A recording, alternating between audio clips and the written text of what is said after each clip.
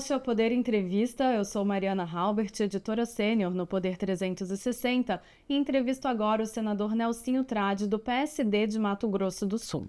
Nelson Trade Filho tem 63 anos e nasceu em Campo Grande, capital de Mato Grosso do Sul. É médico urologista formado pela Universidade Gama Filho, no Rio de Janeiro. Foi eleito senador pelo PTB em 2018. Migrou para o PSD em janeiro de 2019, antes de tomar posse no Senado. Foi vereador, deputado estadual e prefeito de Campo Grande. É presidente da Comissão de Relações Exteriores do Senado, vice-presidente da Comissão Mista de Controle das Atividades de Inteligência do Congresso e presidente da Representação Brasileira no Parlasul, o Parlamento do Mercosul. Senador, seja muito bem-vindo e obrigada por aceitar a nossa entrevista. Mariana, é um prazer estar aqui. Meus cumprimentos a todos que estão nos acompanhando.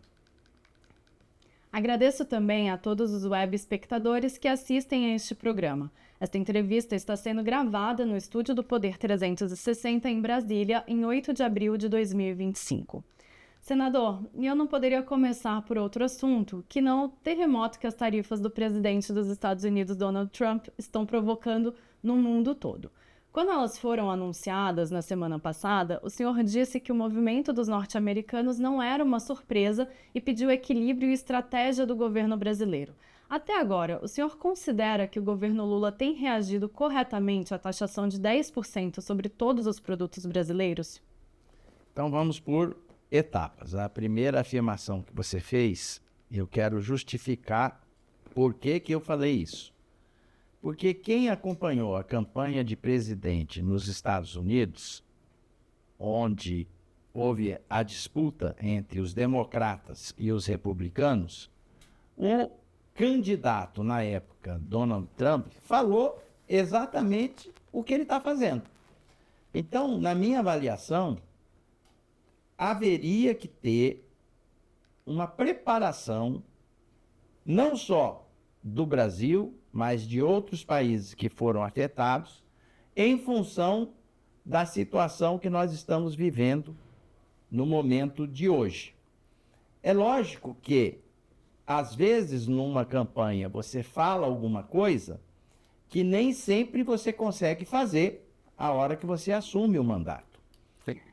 Muitas das vezes, isso pode ser traduzido como uma situação em que habitualmente o político promete, mas não cumpre. A gente ouve isso por aí. O que a gente observa nessa questão é que o que foi falado está sendo feito. E aí, a partir do momento que isso estava no radar e deveria estar no radar das autoridades dos países que estão sendo afetados, como que se contrapõe a uma situação como essa? Não dá para você se contrapor com achismo ou de forma corrida, atabalhoada. Você tem que se contrapor com planejamento, com estratégia e com inteligência. E eu penso que isso deve ser a tônica daqui para frente das ações, principalmente do Brasil, em relação a essa situação. Uhum. Uma parte do governo tem defendido exatamente isso, né? Ampliar essas negociações e tentar, pela via diplomática, avançar o máximo possível para, enfim, defender a produção brasileira. Mas tem uma outra parte do governo que defende que haja taxações recíprocas, pelo menos em alguns produtos, para fazer uma sinalização para o governo norte-americano e tentar tensionar um pouco mais para continuar nessas negociações também. O senhor, então, acha que o melhor caminho, de fato, é pela negociação sem essa taxação recíproca? Seguramente, eu afirmo para você que esse é o melhor caminho. Eu tenho observado alguns especialistas no setor de comércio global dizendo que essa é uma guerra que ninguém ganha. É uma guerra que você, a partir do momento que você revida, pode vir um tranco maior de lá para cá. Uhum. E pergunto para você, nós estamos preparados para isso?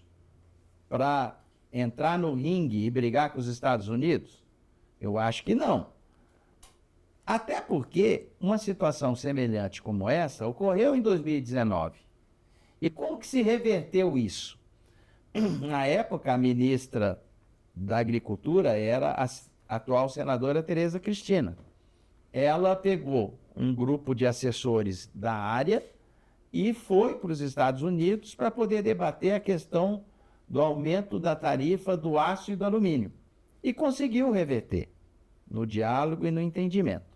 Então, eu penso que aquilo que deu certo, a gente deve insistir para que dê também. Ah, mas os governos eram diferentes. Tinha uma ideologia do mesmo lado do Brasil para com os Estados Unidos e dos Estados Unidos para com o Brasil. Agora não tem mais. Mas existe uma coisa que a gente tem que saber valorizar. 200 anos de relação diplomática com os Estados Unidos.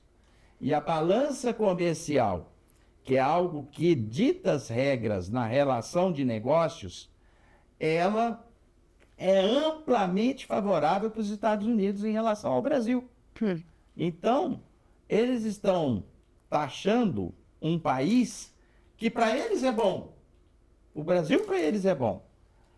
Até que ponto essa taxação pode continuar desse jeito a partir do momento que você levar esses argumentos num diálogo franco, num diálogo aberto, com a legitimidade de quem se relaciona há mais de 200 anos.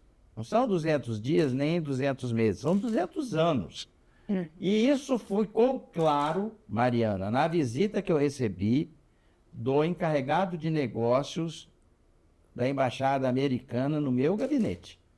Ele esteve lá, ele que representa, porque não veio nenhum embaixador de lá para cá, ele que representa a institucionalidade do embaixador americano no Brasil. E ele, com todas as letras, falou que seria muito interessante se a gente organizasse uma comissão de parlamentares, deputados e senadores, para poder ir aos Estados Unidos na busca de um contato entre os parlamentares de lá, a fim de que a gente pudesse estabelecer um canal de diálogo e tentar diminuir essa tensão e reverter essa história, que é o que nos interessa. Essa visita que o senhor recebeu foi já depois do anúncio do tarifaço, digamos assim. Então, foi, vamos dizer, já estava anunciado que ia fazer, acabou fazendo, e uma pessoa dessa, com a autoridade que tem, não vai chegar lá sem ter sido orientada a fazer isso. É uma sinalização. Na política, meia palavra é um texto enorme, né? Isso. E é uma sinalização, então o senhor entende isso como uma sinalização de que há uma abertura para essa negociação? Sim, então. Compartilhei isso com o vice-presidente Alckmin, que é o que está na situação de liderar essas tabulações. Eu imagino que há setores do próprio governo atual que não concordam com isso, mas ninguém perde, pessoal, com a busca do diálogo e do entendimento. É só um esforço que a gente tem que fazer. Ao passo que com um conflito comercial, muita gente perde. Tem uma data já, uma expectativa de quando essa comitiva pode ir? Ficou acertado o seguinte: eu vou devolver a visita, porque assim como na vida, na política, a gente também tem que ter educação. Ele veio me visitar, eu vou na Embaixada Americana devolver a visita e já vou levar os nomes dos parlamentares que eu estou contactando, que se dispõem aí nessa missão. A partir daí, ele vai tabular lá e aí nós vamos ter a data. Mas o mais breve possível, senhor imagina. Sim, até porque essa situação já está por aí. O vice-presidente Alckmin também defende essa linha. Então, eu penso que o não nós já temos. Vamos correr atrás do sim. E o senhor defende uma revisão da política de comércio exterior do país, né? Uma revisão mais ampla. O que deveria ser feito nesse sentido? Como que essa revisão dessa política tem que acontecer, na opinião do senhor? Olha, esse é um assunto atual, moderno, e a gente tem que se preparar para poder contrapor isso. E duas palavras, para mim, são chaves para esse enfrentamento: planejamento e estratégia. É lógico que instrumento legal para você poder fazer frente a situações como essa, teriam que estar arrumados, como já foram. A lei da reciprocidade foi aprovada no Senado e na Câmara, e nós já temos instrumentos legais para você poder fazer um enfrentamento legítimo dentro das leis de situação como essa, mesmo que possa não ser o melhor caminho.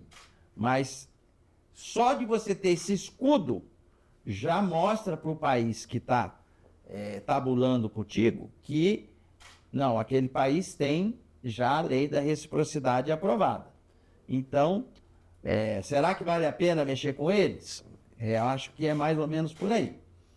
Eu penso que uma situação como essa, com planejamento e estratégia, a gente pode, no mínimo, não ser pego de surpresa quando vierem outras situações semelhantes a essas taxações que estão ocorrendo.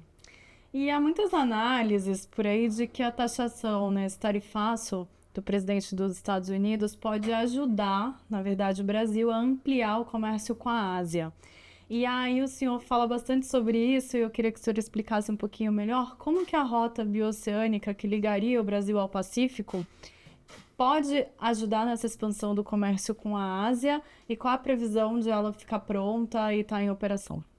Não é o caso do Poder 360, Mariana, mas se vocês pararem de me chamar aqui para entrevistar, eu vou acabar fazendo entrevista em outro lugar.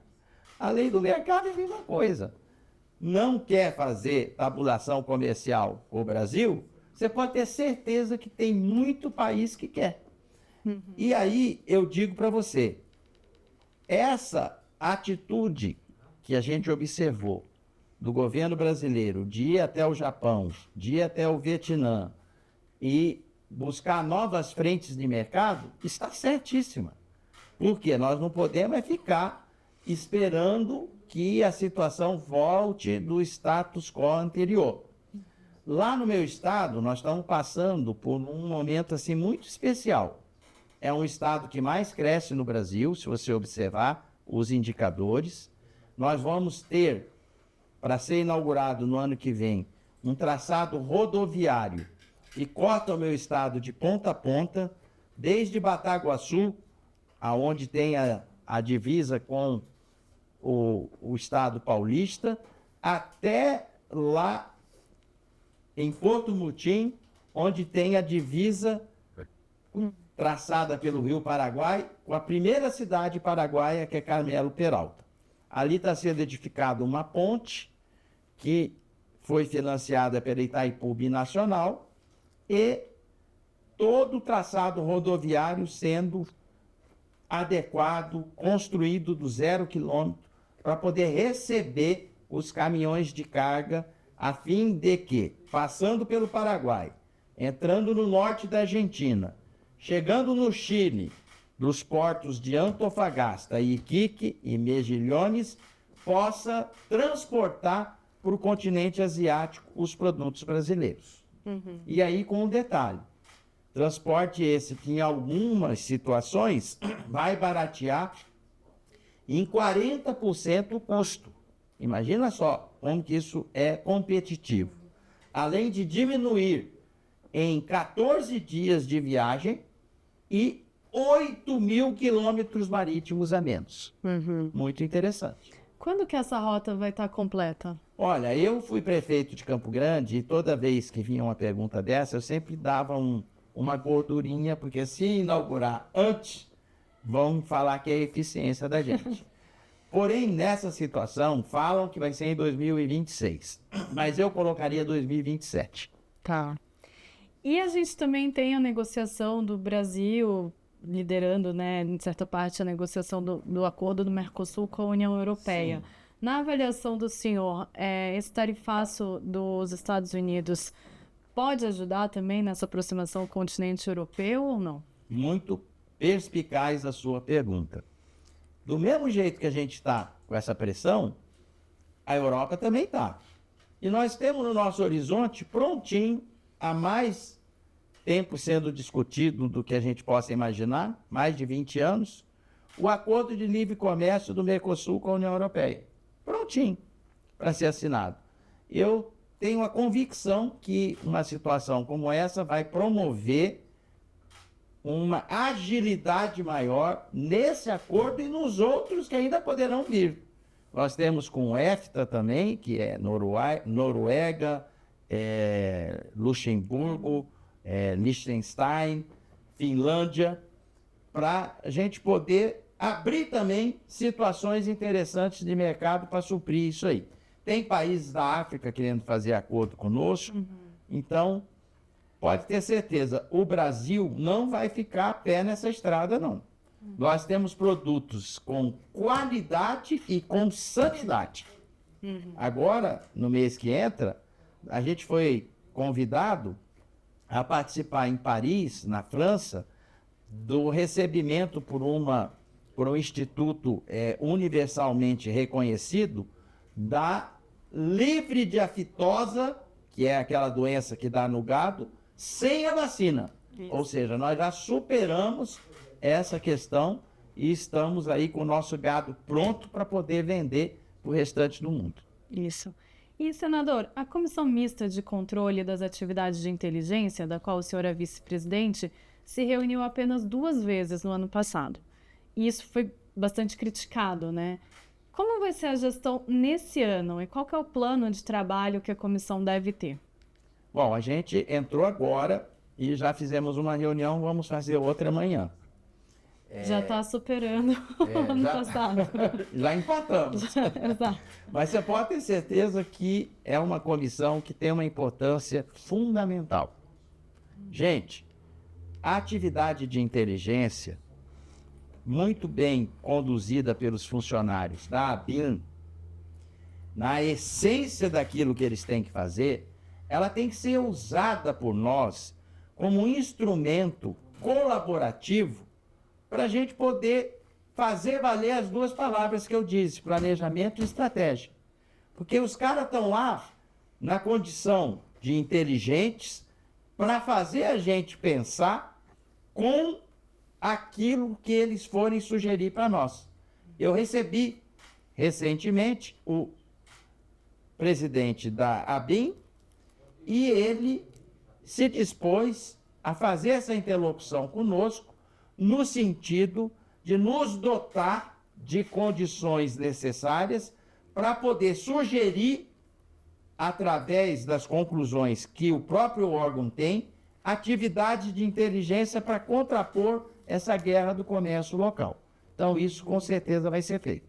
Entendi. E a comissão foi instalada na esteira da acusação de que agentes da ABIN, né, a Agência Brasileira de Inteligência, hackearam autoridades do Paraguai em busca de dados sobre as negociações das tarifas de Itaipu. O que a comissão sabe até agora sobre esse caso? E a comissão já recebeu informações diretamente da ABIN. E eu queria saber a opinião do senhor, né? Como o senhor analisa esse episódio também. Um episódio lamentável, extremamente constrangedor, ainda mais com o Paraguai, que é um país vizinho, um país irmão do Brasil. Uma situação como essa, com certeza vai ter os seus desdobramentos na nossa comissão. O presidente da comissão, que é o deputado Felipe, lá do Paraná, ele já leu os requerimentos que já foram apresentados para poder mergulhar e debater esse tema. A partir do momento que ele leu, já tem o prazo para apresentação de sugestões e de debate, que deverá ocorrer na próxima sessão que já está marcada. Mas a comissão já recebeu informações da ABIN ou ainda está nessa fase dos requerimentos? Olha, é uma situação sensível, que requer uma certa discrição da minha parte. E assim eu vou proceder, porque eu ando muito ao lado da ética e da correção. Na condição de presidente que sou da Comissão de Relações Exteriores, tem certos assuntos que carecem de reserva e de sensibilidade. Então nós vamos guardar isso para nós, mas com certeza no momento que isso estiver exaurido e esclarecido no âmbito da comissão, deverá ser dada a transparência que as tratativas públicas precisam ter. Uhum. E em 2023, a Itaipu Binacional passou a destinar recursos para 35 cidades de Mato Grosso do Sul. A usina considera que esses municípios estão na sua área de influência. O senhor avalia que é correta essa destinação de dinheiro da hidrelétrica? E há também muitas críticas sobre a falta de transparência sobre essa destinação que Itaipu vem fazendo a projetos que não têm necessariamente a ver com a geração de energia. O senhor, completando, o senhor pretende chamar o diretor do lado brasileiro, Enio Verri, para tratar do assunto na comissão? Isso já foi,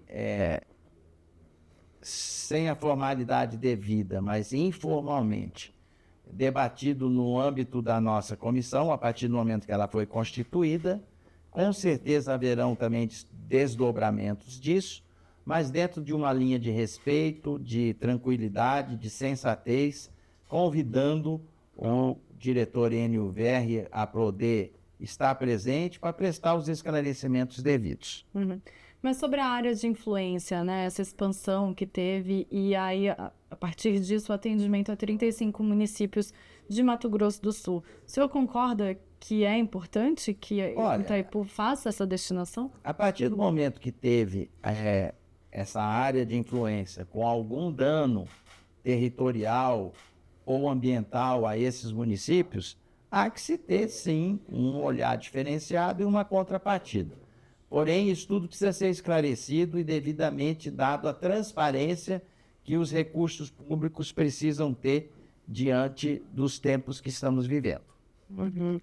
E como a Comissão de Relações Exteriores pretende atuar na relação do Brasil com a Venezuela, que é um país com que, no início do governo, em 2023, o presidente Luiz Inácio Lula da Silva fez uma aproximação com o presidente Nicolás Maduro, mas depois, por algumas questões, como as eleições internas, a questão de Essequibo, acabou havendo uma interrupção na relação, um certo afastamento, Como a comissão vai lidar com essa questão? Com muita tranquilidade. Para muita gente foi uma surpresa do governo brasileiro ter tomado essa atitude, até pela linha ideológica que sempre teve afeita à Venezuela, mas acho que foi uma atitude correta, porque fala-se tanto em democracia, em Estado democrático de direito, e lá, ao que nos consta, a democracia não foi totalmente preservada como deveria ter sido nas eleições que se passaram. Havia lá a questão das atas eleitorais que precisava ser mostrada. A partir do momento que ela fosse mostrada, o reconhecimento de quem se proclamou vencedor iria ser dado, se batesse com o resultado. Não se mostrou essa ata, sumiram com essas atas, e eu lembro que eu estava no plenário do Senado, apareceu lá um parlamentar da oposição da Venezuela, com várias atas dentro de uma pasta, originais, e falando para os senadores: pode pegar a ata que você quiser aqui, você vai ver como que foi o resultado da eleição. Aí um pegou do lado de cá, outro pegou do lado de lá, fomos olhar, em média deu 60-40 o candidato da oposição. Ou seja, pelas atas demonstrou que ele ganhou. Isso não foi o que a Justiça Eleitoral falou e nem que o próprio presidente Maduro fez em relação à mídia internacional e ao seu próprio país. E tudo na vida tem consequência. A partir do momento que ele resolveu fazer esse enfrentamento, as consequências vieram de várias partes, de vários países, dentre elas do Brasil, não reconhecendo esse processo eleitoral e praticamente cortando as relações diplomáticas com a Venezuela. Então, na avaliação do senhor, é muito difícil que o Brasil retome essa relação também nesse momento, Até porque a justificativa para ter cortado foi essa questão eleitoral. Isso, para mim, só deve ser superado numa outra eleição que transcorrer normalmente e foi instituído democraticamente o presidente. E essa questão de Essequibo também perdeu um pouco de força quando quando vieram as eleições, mas já há sinais de que o presidente Nicolás Maduro quer retomar, né? Já fez algumas sinalizações de que vai voltar a essa incursão ali. Como é que o senhor avalia que o Brasil tem que reagir, tem que lidar com essa questão? Olha, qualquer atitude que vier do governo Maduro, ele vai pagar um preço muito grande por essa questão toda das atas eleitorais das eleições, que é o preço da credibilidade. Perdeu a confiança e a credibilidade. E isso, da mesma forma quando acontece entre seres humanos, que perde a confiança e a credibilidade no outro, ocorre entre os países também. Perdeu a força essa atitude de querer se apropriar do território de Essequibo e, com certeza, vai ser muito mais difícil ser prosperado em função de toda essa situação que realmente ficou muito ruim. E, senador, o seu partido, o PSD, tem como cotado à presidência em 2026 o governador do Paraná, Ratinho Júnior. Ele deve entrar na disputa de fato ou a tendência é uma composição com outro candidato? Quem que o senhor tende a, né, a gente ainda falta um tempo, mas já estamos falando muito de eleição, então quem que o senhor tende a apoiar para o Planalto? Olha, o governador Ratinho Júnior se reelegeu de uma forma bastante forte, fez bancada, fez na Assembleia Legislativa, fez o senador que estava ligado a ele e tem tido uma avaliação extremamente forte e positiva no estado do Paraná, sendo exemplo para os demais estados brasileiros. Eu entendo que ele tem legitimidade toda para poder iniciar essa pré-campanha e levar a sua mensagem de êxito das ações que fez no Paraná para o restante do Brasil. É lógico que, como mesmo você disse, de agora até a época das convenções partidárias, ainda tem um tempo de mais de um ano. E ele tem que continuar percorrendo, como ele está, vários estados da federação, falando das ações que ele tem feito no Paraná e sendo uma opção do campo centro-conservador, como ele se coloca. Eu vejo isso com muita naturalidade e digo a você que, se ele conseguir passar essa mensagem para a sociedade brasileira, ele é um candidato competitivo. Mas há também uma análise de que a direita está começando a ter muitos pré-candidatos, né? O governador de Goiás, Ronaldo Caiado, do União Brasil, lançou já oficialmente sua pré-candidatura. Temos o governador Ratinho Júnior e outros nomes que estão circulando no cenário em que o ex-presidente Jair Bolsonaro está inelegível. Essa quantidade de nomes e de pré-candidatos pode dividir a direita? Pode ser eu digo assim, pode ser ruim ao dividir o eleitorado em 2026? Se você observar, essa é uma situação que deve estar sendo aplaudida pelo lado da esquerda, porque lá eles têm um candidato. Dificilmente se fala num outro que não seja o atual presidente Lula. E eles estão dentro do jogo democrático corretos nesse sentido. Eu penso que o grupo centro-conservador haverá de se, num momento oportuno, de se reunir, se fechar numa sala e sair dali com o nome de alguém. Né? Porque se sair dividido, qualquer um em beira de esquina vai ver que a vantagem do outro lado vai ser evidente já na largada do processo eleitoral. Então, é uma situação que requer desprendimento, maturidade e sensatez. E eu penso que se eles chegaram a esse ponto de ser pré-candidato, eles devem ter essas três virtudes. O governador Caiado tem uma expertise e um recall muito forte no estado de Goiás também, em especial na área da segurança pública. Temos o governador Zema, com uma maneira diferente de governar, de um empresário que colocou as ações empresariais no campo da política e deu certo, tanto é que foi bem reeleito, o governador Ratinho, e alguém que poderá ser o Bolsonaro, se tiver a sua inegibilidade revertida, ou alguém ligado que ele pudesse indicar. E, olhando assim essa situação de fora, numa situação mais confortável, o governador Tarcísio de Freitas, que, na minha avaliação, é a pessoa que poderá unir tudo isso. Isso que eu ia perguntar para o senhor faria já uma previsão de quem sairia dessa sala candidato? O senhor, então, se todo avalia... mundo se dispor a isso, eu penso que, por ele ser governador de São Paulo, ter sido uma revelação, como foi, para ganhar essa eleição, sem nunca ter disputado nenhuma, é uma pessoa extremamente diferente e diferenciado, trabalhador ao extremo, dedicado, obstinado, focado. Não sei não, mas eu acho que o Brasil está precisando disso. Entendi.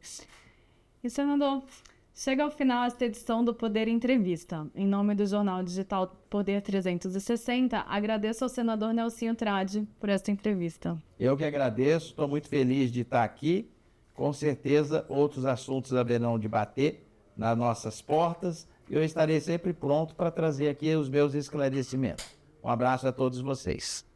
Agradeço também a todos os web espectadores que assistiram a este programa. E para ficar sempre bem informado, inscreva-se no canal do Poder 360 no YouTube, ative as notificações e não perca nenhuma informação relevante. Muito obrigada e até a próxima.